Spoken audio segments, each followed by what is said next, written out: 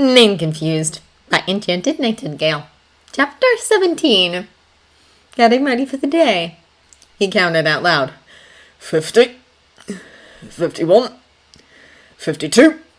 He pushed harder to finish his laps. It was still early, 5 o'clock, maybe earlier. He still had plenty of time to get ready for the long day that he would have ahead of him. He stopped at 60 repeats, not bothering with more. He had already had his warm-up, and now he was pushing himself out of his pool. Creature was waiting for him, clean clothes ready to wear after he got out of the shower, a proper and hearty breakfast to eat and to keep him through the day. Master Harry should eat, Creature grumbled in his own way, worried about the wizard that he was looking after. He had chosen to stay here, in a world most magicals had abandoned, sticking close to Harry. The aged creature was one of the few who still addressed the green-eyed wizard with his given name, one of the few who knew him as Harry Potter, or Lord Black, and not Mycroft Holmes's nameless assistant. It was one of the things Creature did not like about his master's new job. He continuously grumbled and bemoaned the fact that Master Harry was doing such a menial job, such a thankless job, a dangerous job that got him shot with those primitive weapons muggles liked to use. Harry listened with a half-smile as the poor elf ranted. Creature looked like he had taken lessons from Molly Weasley to make his rants. It was both amusing and scary. Thank you, Creature, he told the house elf, who merely nodded and went to collect all the wet towels.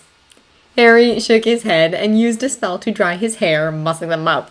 He then set to check his mail, the one written on paper, at least. He got mail delivered once a week from his friends on the other side, drawings from Teddy, and various newspapers, both from over there and here. Magazines, too. He leafed through them with half an interest, though not much. Nothing seemed to catch his interest. Master's suit is ready, Creature announced, just as he popped back in the living room. Harry had taken to having his breakfast there. He had remodeled all of number 12, adding the pool, creating a garden and a sunroom, and adding all the modern luxuries of the Muggle world while still keeping magic around him. This house was one of the few reminders of his past, one of the few blatantly magical places left in the world. Well, Harry mused that the wizards had been unable to move the pyramids or Stonehenge. The Muggles wouldn't notice something so big and so famous disappearing. It was times like these that he felt, left behind by his friends and family, but then he remembered why he had wanted to stay behind. He loved being a nobody to most people. He loved not being stopped on the street when he went to buy groceries or even underwear. He loved being no one. It was such a relief. While it was not the life he had ever imagined having, he was glad for it and for his current boss, Mycroft Holmes, for being willing to actually have him around him. Not because he was famous, but because he was so dangerous, so good at killing. And apparently that was one of the traits the man who was the British government approved as much as his multitasking skills and organizing traits. Master? Harry blinked and stared at the book Creature had readied for him, a book on names, actually. It was on days when nothing happened, when he did not have a point to make or a reason to be cheeky with his boss. He would pick out a name from this book, or the internet.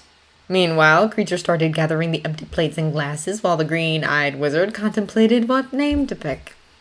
He paused at a certain page. I feel like being a George today. What do you think, Creature?